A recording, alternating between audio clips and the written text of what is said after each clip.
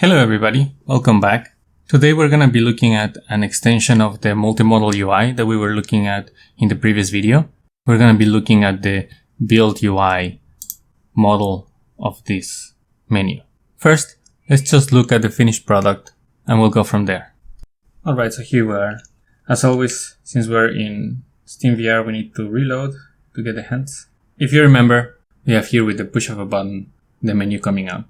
And as you click on the items, they show up. And when you close them, you go back to the main menu.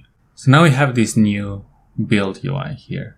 And you can see that's a little bit different. On the left here, you can select from the different buildables. And on the right, it tells you the requirements to build that item. For example, here, the pine requires 2 logs to build. And the stone house requires 10 logs and 20 stone. At this point, I don't have any stone in the inventory, so the build button is disabled. But if you go for the pine, I do have enough logs, so I can build it up. At this point, the menu is not really subtracting any logs from the inventory, so I can continue building indefinitely, but we will be adding that in a future video. So let's look at how that's built.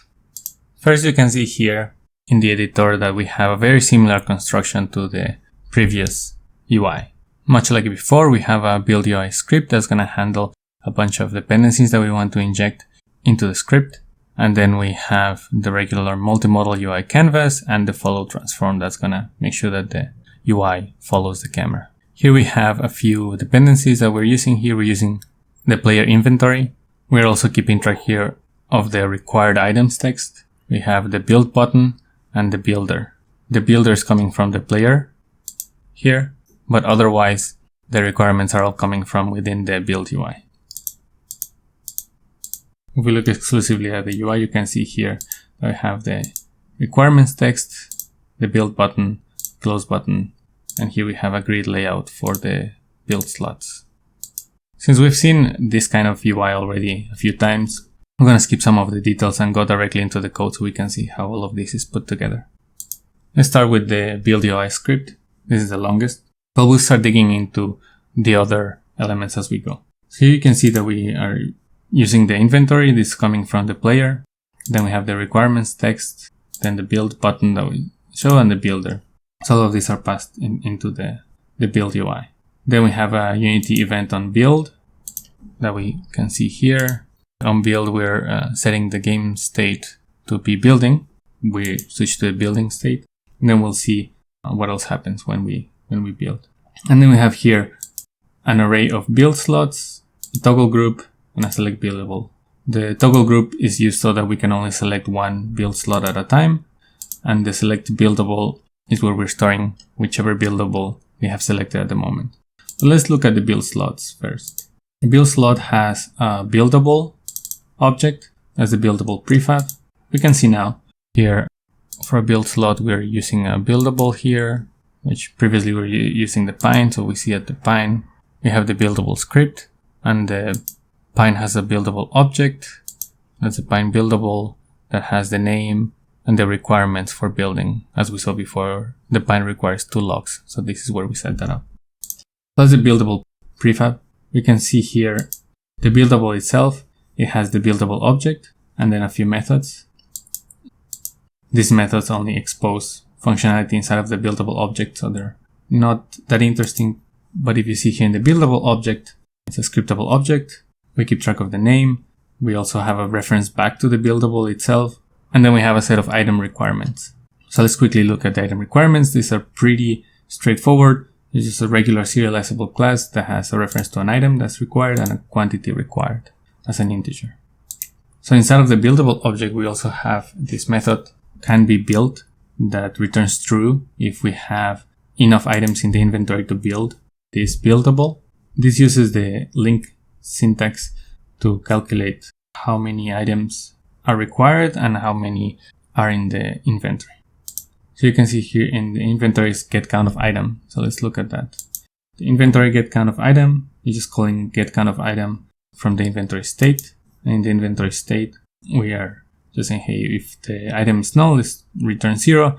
But if the item is not null, then we count how many items we have in the inventory here in our list of items that match the item name that gets passed here. So we're using the name as the key to match which items from the inventory are the same as the item that we're looking for. So that gets us the count of items that we have in the inventory that are of the type item required or have the same name as the item required.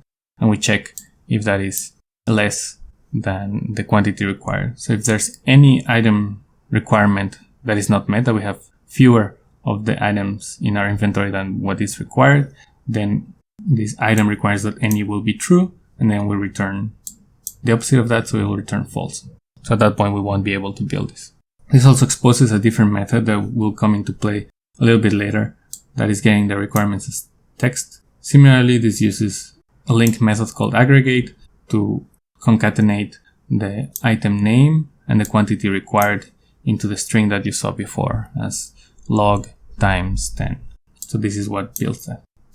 Back to the buildable, we just keep track of the buildable object, and then we expose 3 methods: get label, that gets the name from the buildable object, then can be build, that just passes or forwards the request to the buildable object, and then get requirements as text also forwards that to the buildable object. So we're using the buildable here as an exposing interface. Here in the build slot, we keep track of the buildable prefab and that we set up before. We also keep track of the toggle. You can see here in the build slot that we have a toggle. So we keep track of that toggle. And then we keep track here of the label. On awake, we just cache those 2 properties. And then on start, we set the label to whatever label comes back from the buildable prefab that we saw here, which basically is just the name of the buildable object that's assigned to the buildable prefab. So that's how everything's set up. Let's just see how it works inside of the UI. On awake, we get all the build slots from the UI, and then we also get all the toggles, in which every build slot has a toggle. Then on start, we add the toggle group to slots. This is because we may want to instantiate new build slots, and we want to make sure that they're all part of the same toggle group. So instead of adding each one individually to the prefab here, you can see here in the toggle component, we do have the group. So we could technically just drag in the toggle group that we have here. In the build slot, we could just manually drag it into every group here for the toggles, but we want to do that in code because it's faster and easier. So we do that here. For each of the build slots that we found, we get the group and we assign that to the toggle group that we have here. We also have an update selected method that gets called whenever the toggle value changes. And then anytime that we select one of the toggles, we go through this loop where we go through all the build slots. If the build slot is not toggled on, it's not selected, then we just skip it. But if it's selected, then we call update requirements here on the buildable prefab from the build slot. And we also assign that buildable prefab to our selected buildable property here.